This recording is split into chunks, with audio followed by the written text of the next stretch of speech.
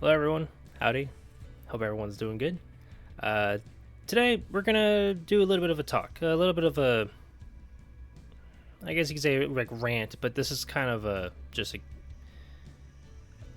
more broader like Halo talk, and that's gonna be about just Halo as it stands.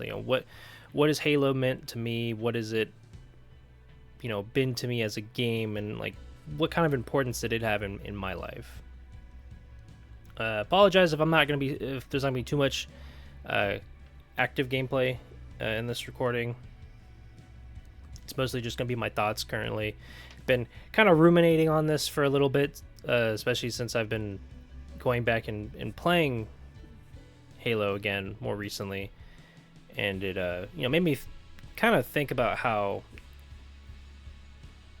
man, Halo has been done so dirty when you like look at it in the bigger bigger picture.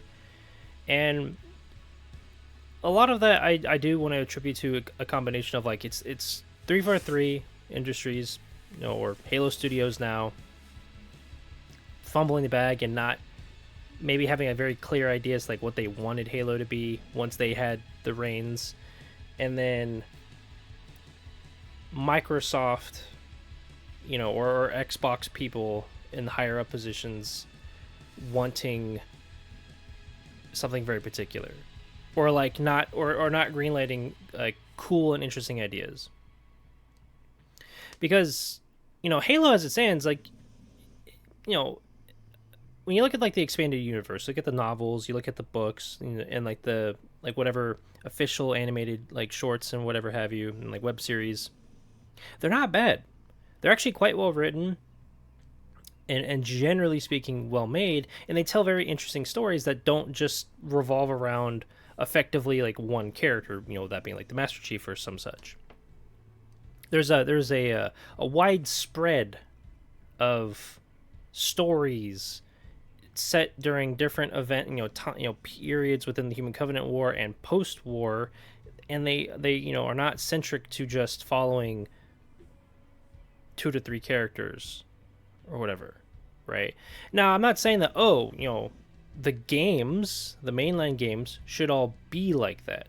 By no means, but it's more like you have Halo, right? You have the Master Chief story from Combat Evolved to Halo Infinite now, right?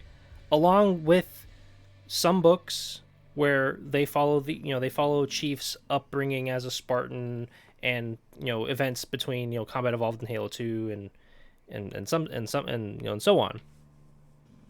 But there were so many missed opportunities to further expand upon like side story like games, right? And I'm talking about doing more things kind of similar to like Halo Wars or Halo 3 ODST, technically Halo Reach, like those stuff where Halo is more than just Spartans. It's more than just the Master Chief. And the novels, the books, do a good job, I would say, of depicting that. Of this is a setting, right? This is a world that has so many different moving bits and pieces, and so many characters and factions all doing different things at different that have done them at different times or whatever have you. And it's so intriguing, and it's painful to see a franchise that I literally grew up with, right? And it just gets so mishandled, right? Like, and I'm not even asking for like, or I'm not even saying we should have gotten like a direct sequel to Halo 3 ODST.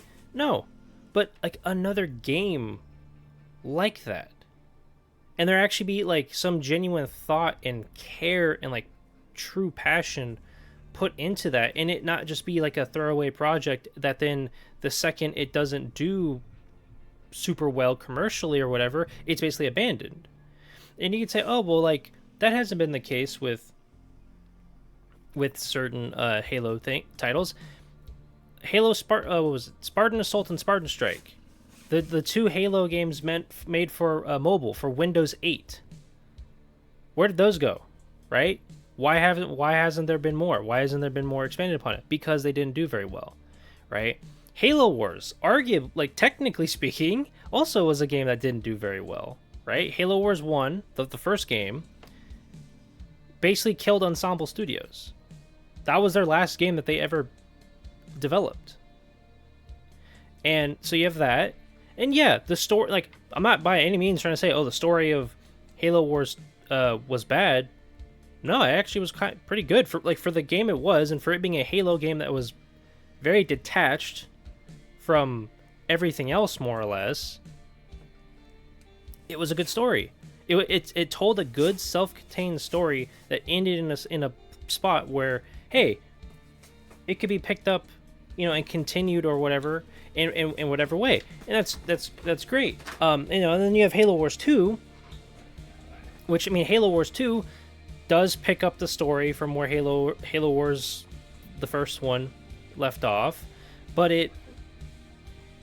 I would say it doesn't do enough to explain the current predicament and situation that the Spirit of Fire has found itself in.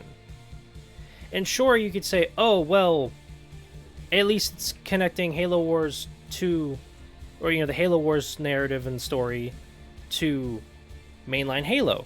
And sure, it does. But here's the problem, right? If you're someone who only plays the games, like you've only played Combat Evolved to Halo Wars 2 at that time, right? So this is before Halo Infinite comes out. You have no idea, like, how exactly the Spirit of Fire got there.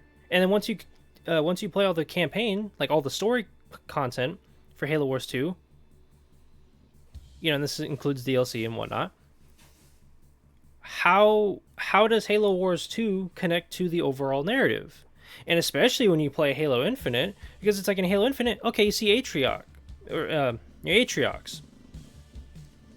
so the question is, okay, well, did the UNSC of the Spirit of Fire, did they lose? Right? Like, did they get destroyed inevitably by Atriox, and we're just not told and shown that in anything? And then what's even more confusing and kind of like a chin scratcher about it is, in Halo Infinite, we have a season, or an operation. Now I'll actually, I'll go to show it. We have an operation where it's Spirit of Fire themed, right? So, like, okay, so what happened, right? Like, what happened with that? And this goes into a large problem that I think 343's had with their storytelling of Halo, is they rely... the problem that 343 has with their storytelling in Halo is that they rely heavily, like extremely heavily, on external media. Yeah, it's still Halo media and all that, but it's like, okay, if you're gonna make a game, right, you want the story of the game, from game to game, to be pretty self-contained.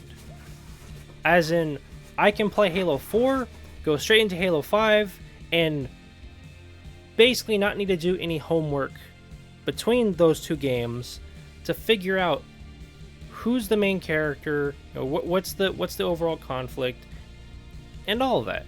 And same thing goes, when you continue on from that point. The Bungie era Halo games did a pretty good job of that. Now, we can make the argument of, oh, well, Halo Combat Evolved to Halo 2 had the same problem, where it's like Halo Combat Evolved ended one way, and then next thing we know, Master Chief's back at Earth, and Sergeant Johnson's alive, and blah, blah. And it's like, yeah, in that case, you kind of need to read Halo First Strike and the novelization of Halo Combat Evolved, being the novel Halo the Flood, to fully know what's going on. But even then, you don't need to do that. You could just go like, oh yeah, okay, that makes sense. They, Chief and such managed to survive, to get away, right? You don't need to do all that. Whereas you look at in 343's time with Halo, right, their stewardship of Halo, they've repeatedly, like over the course of the 10 plus years of them making games and content and whatnot, have relied, I would say, too much on Halo Waypoint short stories and expanded media and like novels to prime you for the games. And sure, you could say, oh well, if you're a true fan of Halo, then you would read and digest all of that, right? And sure, that is true, right? If you're someone who is truly in love with the franchise, with the IP and the setting in the world, you would read and consume all of that media. And that's and yeah, there are people who do that. And I'm someone who does like to read the Halo novels and what have you. But it's sort of it goes. Let me rephrase this, or let me like reframe what I'm about to say.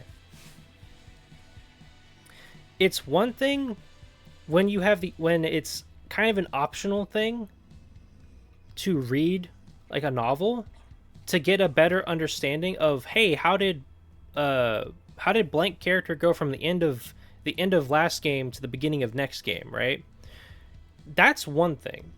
When it's, hey, I have to read 5 novels, let's just say, just to understand what the hell is going on behind each of the main characters of one of your game, and there's no like, and it's not like I want to. It's more like if I really want to understand what the hell is going on and who these characters are, I need to read this stuff. It's like that's where it's problematic.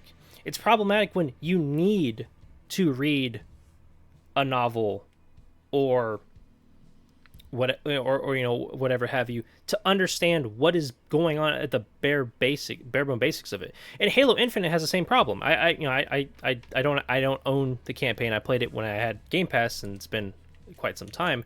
But like Halo Infinite's campaign has the same problem, like every other Halo, like like with Halo 5, where if you want to know, like, if you want to have any inkling of an idea before getting into Halo Infinite's campaign to understand what is going on, you have to read Halo Shadows of Reach.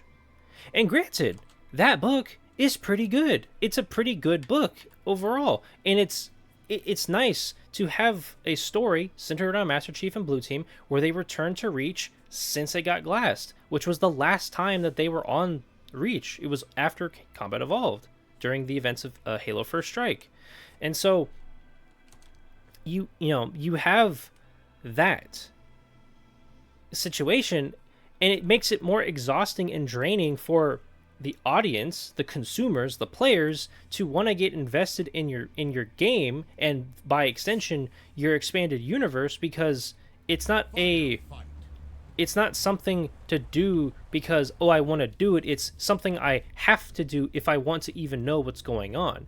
Sure, we can make a comparison to like Bungie with Destiny currently, or not currently, but with Destiny, and how, oh, if you really want to understand certain key characters or key motivations or whatever have you, you need to read the lore tabs for weapons and whatever have you. And sure, that is also sort of a problem, but it is what it is. But it's not as bad compared to 343 or Halo Studios with their crap, right? But with that, guys, that's gonna be the end of my rant. Halo matters a lot to me. I care about it a lot. I'm only gonna rant like this because I want it to be better. I hoped it would go smoother and better, and it just hasn't. And it's disheartening, and it's why, I as a member of the community, of the Halo community, someone who's grown up with this game, with this IP, it could be so much better. It could have been handled so much better. We could have had more side stories that were expanded upon in their own games, or their own like shows, whether they be animated or live action, which would have been sick as hell. And I feel the same way about other things. You know, I feel the same way about Gears of War and, you know, other big franchises and big IPs that have just been kind of left to rot in a way because of what we could assume is just corporate greed and incompetence.